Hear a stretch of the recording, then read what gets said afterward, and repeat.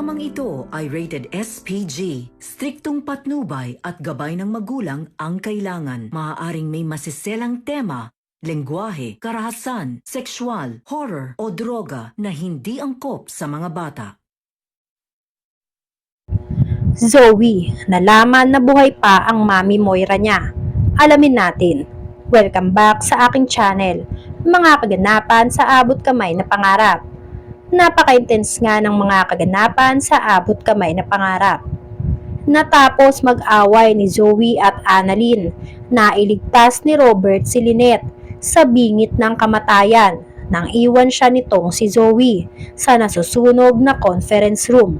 Naapula din naman agad ang sunog kaya hindi na ito kumalat sa buong Apex. Kaya naman ligtas ang lahat ng pasyente sa loob. Samantala, isang CCTV nga na magpapatunay na sinadya ni Zoe na iwan si Lynette sa loob kahit alam niya nga na nasusunog na ang conference room. Kaya naman galit na galit si Giselle dahil hindi niya alam kung paano nasikmura ni Zoe na iwan si Lynette sa loob at hayaan ito na masunog. Mabuti na nga lang at nailigtas pa ito ni Robert. Sa kabilang banda, nakabantay sila Annalyn, Robert, Josa at Chang Susan. Dito nga kay Lynette, inaantay nila na magising si Lynette para malaman kung ano ba talaga ang totoong nangyari at kung bakit hindi man lang ito nakalabas ng conference room para iligtas ang sarili niya. Maya-maya, sa pag-aantay nila, nagising na itong si Lynette. Hindi na nag-aksaya pa ng oras si Lynette na ikwento kung ano ang nangyari sa kanya. Napag-alaman nila na si Zoe ang may kagagawan kung bakit na-trap si Lynette sa loob at kung bakit nawalan ito ng malay. Kaya pinuntahan ni Robert si Zoe. Sa sobrang galit niya, nakasalubong siya ni Giselle. Pinanood ni Giselle ang CCTV nitong si Zoe, pero sinabi ni Robert na nagising na si Lynette. Alam ko na ang lahat, si Zoe ang may kasalanan. Kaya naman hindi na makapaniwala si Giselle na totoo pala talaga na walang bitukan nitong si Zoe.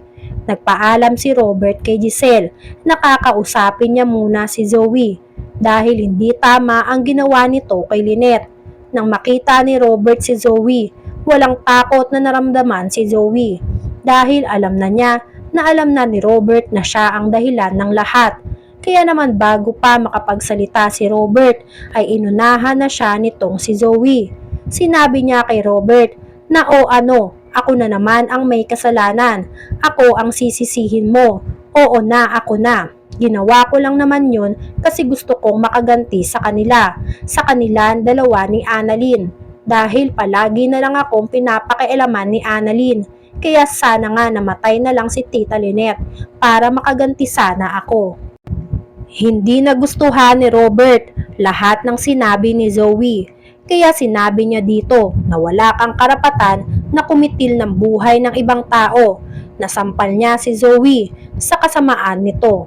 At dahil nasaktan si Zoe, iniwan niya si Robert. Pumunta naman si Robert kay Giselle.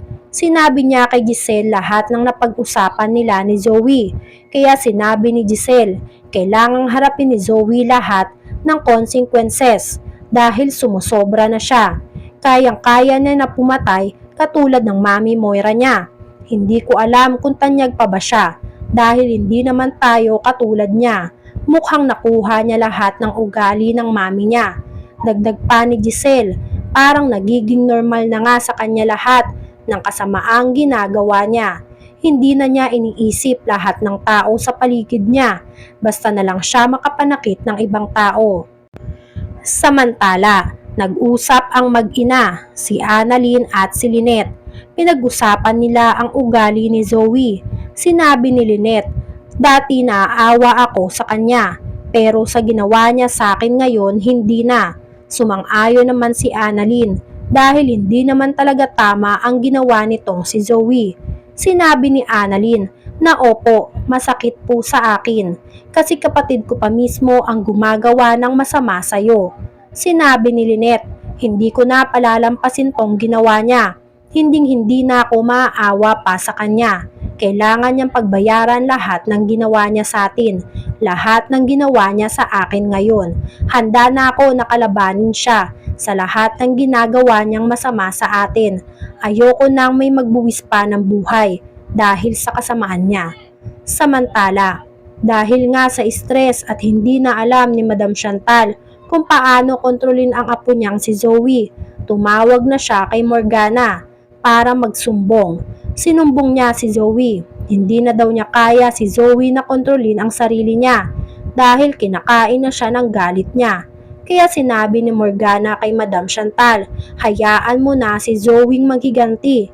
Pero kinakabahala nga ni Madam Chantal na baka mapurnada lahat ng plano nila nang dahil lang kay Zoe. Kung kailan papunta na nga daw sa Apex itong si Morgana. Samantala, pagkatapos ng pag-uusap nilang dalawa, kinausap ni Morgana ang sarili niya. Sinabi niya na walang sino man ang pwedeng manakit sa pamilya ko.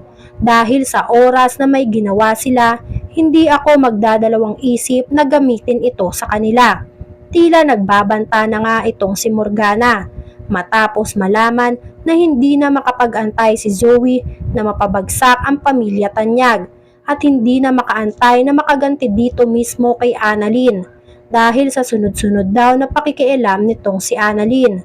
Samantala, papasok pa lang si Annalyn sa Apex, may nakita siyang nakatumbang mga motor. Isang aksidente ang naabutan niya. Nakita niya din ang babae sa motor na umiiyak. Samantalang yung isang lalaki naman ay humihingi ng tulong sa mga tao. Hindi naman nagdalawang isip si Annalyn na tulungan ang naaksidente. Nilapitan niya ito para tulungan. Habang tinutulungan nga ni Annalyn ang babae, biglang tumayo ang lalaki at nagalit siya sa nakabunggo sa kanila.